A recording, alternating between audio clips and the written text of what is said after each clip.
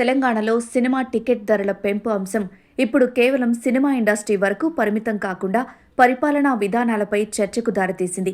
సాధారణంగా cinema ticket ధరల పెంపు అనేది ప్రభుత్వ నిర్ణయాల పరిధిలోకి వస్తుంది.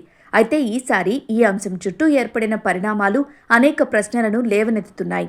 ఒకవైపు సినిమా టికెట్ ధరలు పెంచుతూ ప్రభుత్వం జీవో జారీ చేసినట్లు సమాచారం వస్తుండగా, మరోవైపు అదే శాఖకు సంబంధించిన మంత్రి తనకు ఈ నిర్ణయంపై పూర్తి సమాచారం లేదని చెప్పడం చర్చనీయాంశంగా మారింది. ఇది పరిపాలనా వ్యవస్థలో సమన్వయం లోపించిందా, లేక నిర్ణయాలు ఎక్కడో వేరే స్థాయిలో తీసుకుంటున్నారా అనే అనుమానాలకు తావిస్తోంది. సాధారణంగా ఇలాంటి కీలక నిర్ణయాలు తీసుకునే ముందు అన్ని శాఖల మధ్య స్పష్టమైన సమన్వయం ఉండాలి. ముఖ్యంగా ప్రజలపై నేరుగా ఆర్థిక ప్రభావం చూపే అంశాల్లో పారదర్శకత చాలా అవసరం.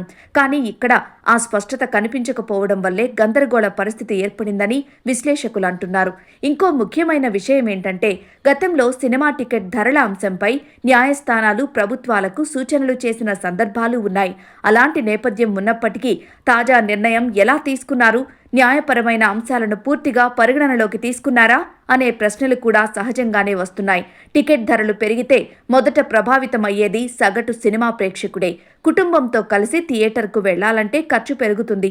దాంతో థియేటర్లకు వచ్చే ప్రేక్షకుల సంఖ్య తగ్గే అవకాశమూ ఉంటుంది.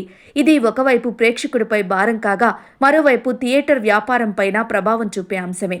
మొత్తానికి సినిమా టికెట్ ధరల పెంపు నిర్ణయం సరైనదా కాదా అన్నదానికంటే ముందు ఈ నిర్ణయం ఎలా తీసుకున్నారు, ఎవరు తీసుకున్నారు, ఎంత పారదర్శకంగా తీసుకున్నారు అన్నదే ఇప్పుడు ప్రధాన చర్చగా మారింది. ప్రభుత్వం నుంచి స్పష్టమైన వివరణ వచ్చే వరకు ఈ అంశంపై చర్చ కొనసాగే అవకాశమే ఎక్కువగా కనిపిస్తోంది.